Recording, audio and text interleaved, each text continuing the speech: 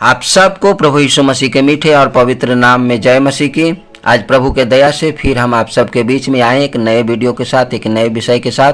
तो आज का विषय है अच्छे लोगों के साथ बुरा क्यों होता है। जी हाँ मेरे प्रियो, इस सवाल हम आप सब लोगों के बीच में आते रहता है और हम आप सब हमेशा जे इस पे उलझन में पड़े हुए रहते हैं कि फलाने व्यक्ति तो अच्छा था लेकिन फिर भी उस व्यक्ति के साथ, बेचारा के साथ ऐसा बुरा क्यों हो रहा है। और ये सवाल हमेशा हम सबको मन में जो घूमती रहती है और ये जायज़ बात है, घूमना भी चाहिए क्योंकि हम आप इसका उत्तर नहीं जानते हैं। सो मेरे प्रियो, बहुत से ऐसे सवालें होते हैं जिसका हम लोग उत्तर नहीं जानते हैं और सारे गिला शिकवा, सारे बोझ हम ईश्वर की ओर दे देते हैं। परमेश्वर को कहते हैं, भगवान को कहते हैं कि ये सब प्रभु का दिया हुआ है और प्रभु जब हमें ये सारी चीज़ों को दिए हुए तब मुझे कौन बचा सकता है। सो मेरे प्रियो, आज हम देखेंगे पवित्र शास्त्र से, बाइबल से देखेंगे कि बाइबल इस बारे में क्या बताती है।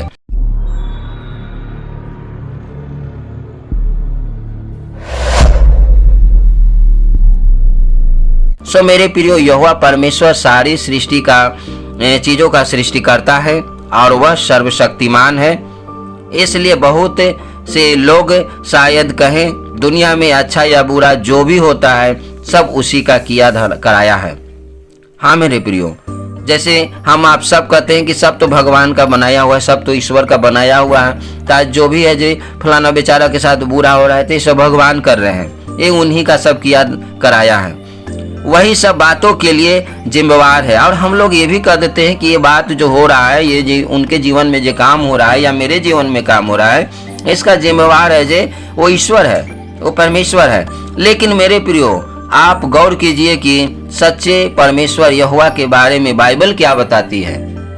लेकिन मेरे प्रियो दोस्तों, आज हम सब बाइबल के वचन को देखेंगे और सुनेंगे और मनन करेंगे, गौर करेंगे कि परमेश्वर पिता वचन में क्या बताते हैं। सो हम लोग देखेंगे यहोवा जो भी करता है अच्छा ही करता है, जैसा कि भजन संहिता 145:17 कहता है। परमेश्वर की सारी गति या काम न्याय के हैं। वह सच्चा ईश्वर है, उसमें कुटिलता नहीं, वह धर्मी और सीधा या खरा है, जैसा कि व्यवस्था विवरण 32:4 कहता है।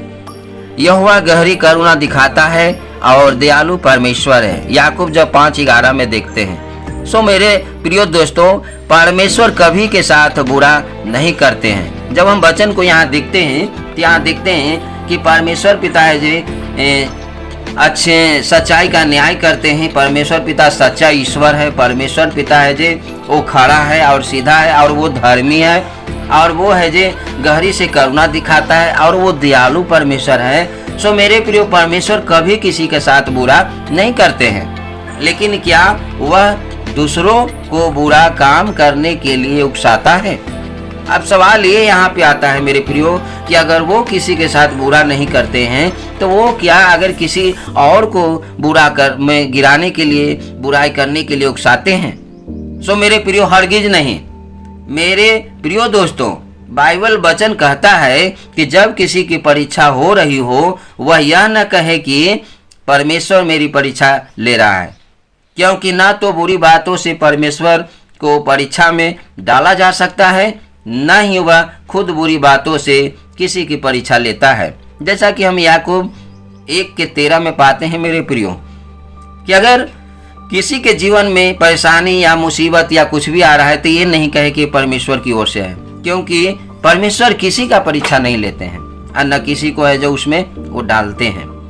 परमेश्वर कभी किसी का परीक्षा लेने या उसे परखने के लिए उससे बुरे काम नहीं करवाता है, उसे गलती नहीं करवाता है, उसे बुराई में नहीं गिराता है। वह न तो खुद किसी का साथ बुरा करता है और न ही किसी दूसरों के बुरा करने के लिए उकसाता है। सो मेरे प्रिय, यहाँ तो स्पष्ट हो गया कि परमेश्वर सच्चा है, परमेश्वर पवित्र है। जब हम वचन को देखते हैं तब परमेश्वर दयालु है, वो किसी को बुरा करने से उकसाता भी नहीं है और न है जो वो बुरा किसी के साथ करता है। तो फिर जब कुछ उसके साथ बुरा होता है तो कौन उसके लिए कसूरवार या जिम्मेवार होता है। अब सवाल यहाँ पे ये होता है मेरे प्रियो कि न परमेश्वर बुरा करते हैं और न किसी को उस्काते हैं बुराई करने के लिए। तो जो अच्छे व्यक्ति होते हैं, अच्छे लोग होते हैं, उनके साथ बुरा होता है तो उसका कसूरवार और जिम्मेवार कौन होता है? तो हम लोग आगे को देखेंगे और आगे को देखेंगे तो सारे चीज़ों को समझ जाएंगे कि वो इसका क्या होता है भयानक और इसका परिणाम क्या होता है, उसका कसूरवार और उसका जिम्मेवार कौन होता है। तो गलत समय पर गलत जगह होना, जी हाँ मेरे प्रियो, जैसा कि हम बाइबल से भी देखेंगे। सो मेरे प्रियो, इंसानों को दुख तकलीफ क्यों सहनी पड़ती है, इसकी एक वजह बाइबल बताती है कि सब समय और संजोग के वश में होता है। जैसा कि हम सपोदशा के 9 अध्याय के 11 पद में देखते हैं, जब अचानक कोई हादसा या दुर्घटना हो जाती है तो किसी को नुकसान होगा या नहीं, यह काफी हद तक इस पर निर्भर करता है कि दुर्घटना या हादसे की जगह कोई मौजूद था या नहीं। सो मेरे प्रियो, आज से करीब 2000 साल पहले यीशु मसीह ने एक ऐसी घटना के बारे में बताया है कि जिसमें एक सिलो का गुम्मट गिरने से 18 लोगों की मौत हो गई। और ये वचन हम लूका रचित सुसमाचार 13 अध्याय की 1 से 5 पद में जब आप पढ़ेंगे तो आप पाएंगे, आपको मिल जाएगा। सो दोस्तों, उन लोगों ने अपनी जान इसलिए नहीं गंवाई कि उन्होंने जिंदगी में बुरे काम किए थे, यह बस इसलिए हुआ क्योंकि सिलो का गुम्मट को गिरते समय वहां मौजूद थे। जी हाँ मेरे प्रियो, आज ऐसे बहुत सी बात होते हैं और उस समय भी वो बात हो रहे थे। बहुत से लोग कह रहे थे कि उसने बड़ी पाप किया, उसने बहुत बड़ा गुनाह किया होगा, इसीलिए ऐसा उसको ऐसे दब के मर गया, वो गिरने से मर गया।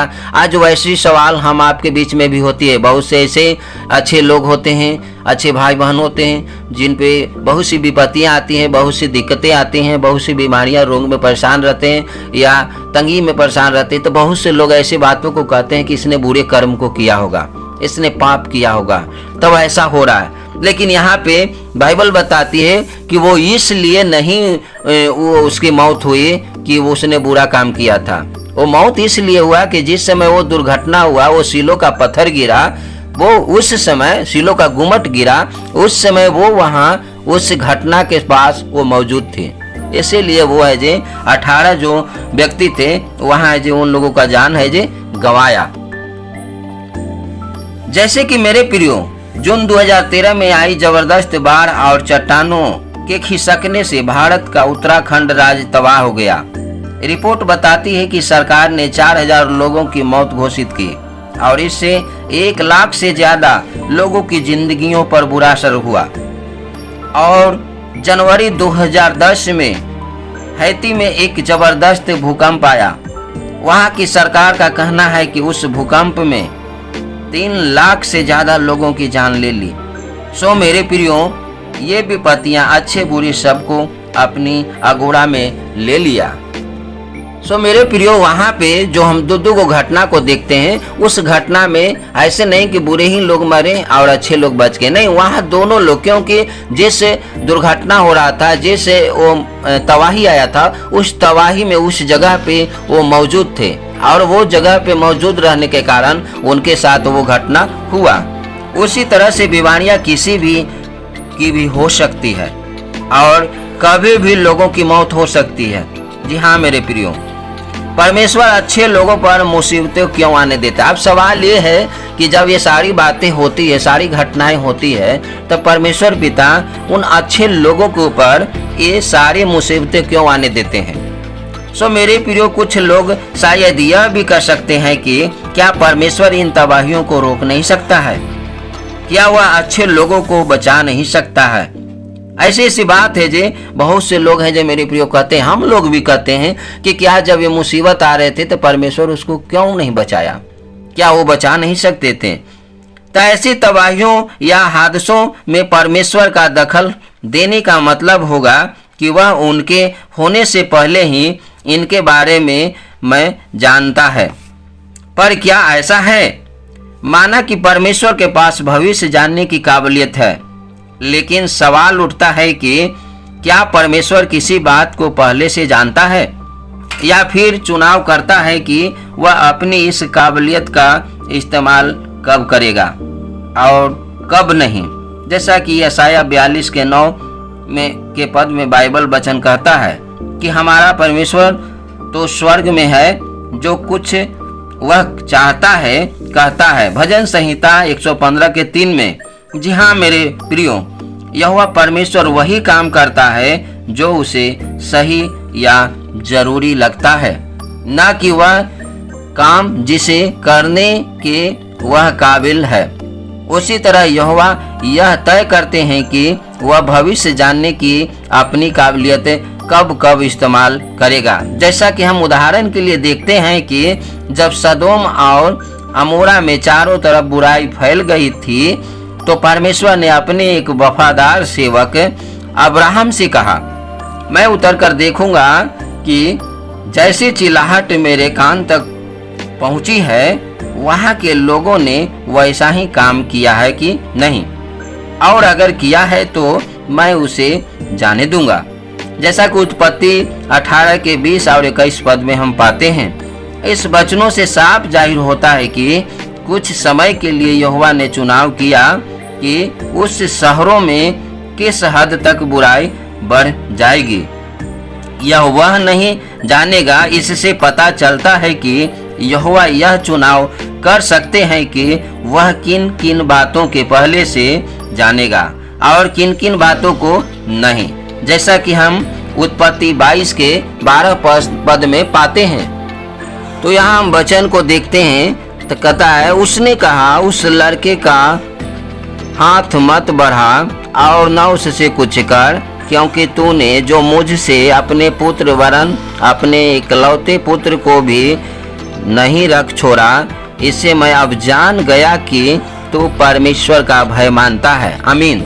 सो मेरे प्रियो, यहाँ पे ये वो कहानी को दर्शाता है कि वही परमेश्वर ने अब्राहम को बोला कि तुम अपने बेटे को मेरे लिए बलिदान करो, और फिर वही परमेश्वर पिता है जो उस बेटे को पर हाथ बढ़ाने से वो रोक रहे हैं और कह रहे हैं कि मैं जान गया कि तूने मुझसे इतना प्रेम किया, मुझसे इतना तुम प्रेम करते हो कि तूने अपने इकलौता बेटा को भी अप्रिय जाना, उसको भी है जो मेरे लिए तूने दे दिया। इसलिए परमेश्वर पिता को यहाँ देखते हैं कि उसे मरने से, उसे परमेश्वर पिता है जो उसे बलि चढ़ाने से उसे रोकते हैं। जैसा कि हम अगला वचन देखते हैं, व्यवस्था विवरण 32 के 4 में देखते हैं और कहता है, वह चट्टान है, उसका काम खरा है और उसकी सारी गति न्याय की है। वह सच्चा ईश्वर है, उसमें कुटिलता नहीं, वह धर्मी और सीधा है। आमीन। सो मेरे प्रियो, यहाँ पे वचन स्पष्ट कहता है कि वह चट्टान है और उसका काम जो है जो खरा है, और वो है उसकी गति है जो न्याय की है, सारी गति न्याय की है, और वो सच्चा ईश्वर है और उसमें कुटिलता नहीं है, और वो धर्मी और सीधा है। सो मेरे प्रियो, जो भी होता है वो चीज़ है जो हम आपके खुद के कारण होता है, ना कि वो परमेश्वर पिता हम आपको उसमें डालते हैं। वो परमेश्वर पिता सच्चा है, हम आपको उस जब पुकारते हैं सच्चे हृदय से और सच्चाई से, तब वो है जो हमें बचाता है और उससे निकालता भी है, क्योंकि परमेश्वर पिता मन को जांचता है। जैसा कि हम अब्राहम को देखें कि अब्राहम को परमेश्वर ने बोला कि तुम मेरे बेटों को बलिदान करो, और वो मन को उसको जांचा कि उसने जो मन से तनी भी कुटिलता उसके अंदर नहीं था, मन में कुछ भी नहीं था, उसने परमेश्वर जो कहा और उसने किया। तो परमेश्वर पिता ने फिर उसे है जो उसके बेटे को बचाने के लिए उस हाथों को रोका, बोला रुक जा, क्योंकि वो परमेश्वर पिता कहा कि मैं जान गया हूँ कि तू अपने बेटे से बढ़ के मुझसे प्यार करता है। सो मेरे प्रियो, आज का जो संदेश था, आज का जो विषय था कि भले मनुष्यों के ऊपर यानी अच्छे लोगों को ऊपर क्यों है जे बुराई होता है, अच्छे लोग है जे क्यों है जे उसके साथ है जे गलत होता है, अच्छे लोगों को क्यों है जे ज़्यादा मुसीबत है और परेशानी को झेलने पड़ता है। तो जब हम बाइबल से देखते हैं तो बाइबल यहाँ साफ कहता है कि इसके लिए परमेश्वर जिम्मेवार नहीं है, इसके लिए परमेश्वर नहीं चाहते हैं कि वैसा होए। अच्छे लोगों को साथ जो भी बुरा होता है वो परमेश्वर कभी नहीं चाहते हैं कि उसके साथ बुरा हो।